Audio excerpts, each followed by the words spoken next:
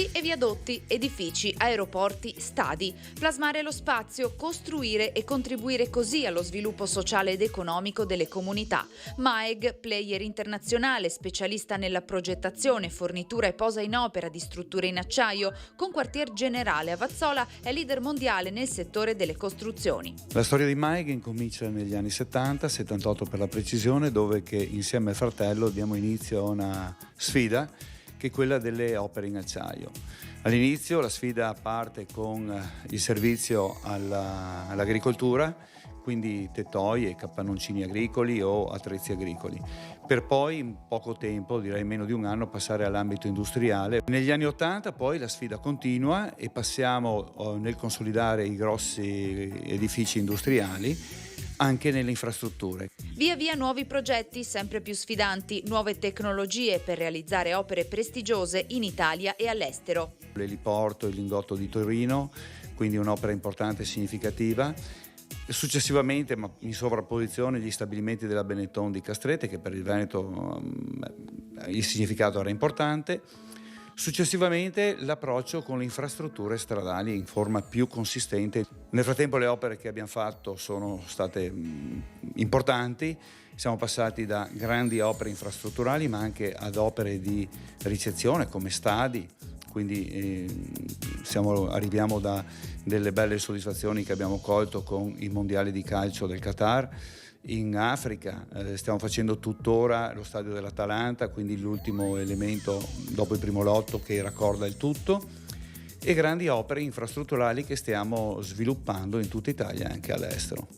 In questo momento siete impegnati anche a Parigi con la realizzazione di un grande ponte stradale in vista delle Olimpiadi. Sì, non solo un ponte stradale, ma soprattutto una passerella che congiunge i due lembi dell'asse parigino con la periferia parigina, che è proprio l'area dove verranno realizzate e svolte le Olimpiadi. Quindi strategica quest'opera per congiungere i due lembi della città e fare in modo che tutti gli appassionati, il pubblico, possa accedere alle parti olimpiche, alle varie manifestazioni senza tante interruzioni. 300 metri di lunghezza, 8.000 tonnellate di acciaio, 60 milioni di euro il costo della struttura, tanta tecnologia certo, senza dimenticare un elemento imprescindibile. L'uomo prima di tutto, una squadra, un gruppo di lavoro che sia affiatato, che possa sentire la MAEG propria. Quindi in realtà non c'è un'anima, ma ci sono tante anime che lavorano e che sentono il loro fare come sia il proprio fare.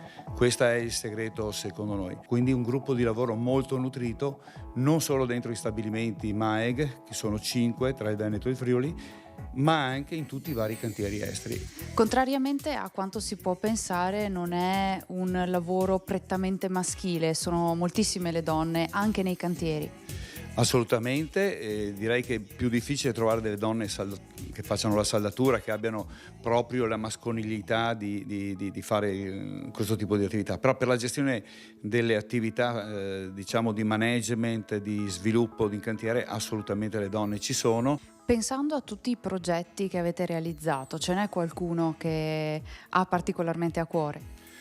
Ma ce ne sono molti, tutti i progetti hanno un'anima, un cuore. Io considero il nostro mestiere un mestiere sartoriale. Una delle opere più significative che mi stanno a cuore, l'eliporto e il lingotto di Torino che ho citato poco fa, ma vorrei andare anche al Ponte della Musica che abbiamo fatto qualche anno fa a Roma, un grande ponte che è un'opera che è estremamente impegnativa sulla Valnerina, Cascate della Marmora, che abbiamo fatto sempre in questo millennio. Dubai e abbiamo fatto sul nuovo canale industriale che accompagna le barche dentro i building noti, delle passerelle, dei ponti scenografici molto belli che sono veramente delle opere d'arte. Quindi abbiamo tanto per essere orgogliosi di quello che andiamo a fare in Veneto e in giro per il mondo. Siete in tutto il mondo, però le vostre radici rimangono sempre ben saldate qui. Assolutamente. rimangono saldate qui in tutto e per tutto, quindi anche nel poter utilizzare la manodopera locale veneta, nell'ospitare quella che non c'è. Ne abbiamo un 500 in Italia tra i stabilimenti e altri 500 mediamente sui vari cantieri. Tra gli obiettivi di MAEG, ampliare ulteriormente i suoi stabilimenti e renderli sempre più sostenibili con continui investimenti per coprirne il fabbisogno energetico. Le sfide future per MAEG sono prima di tutto nel nostro paese.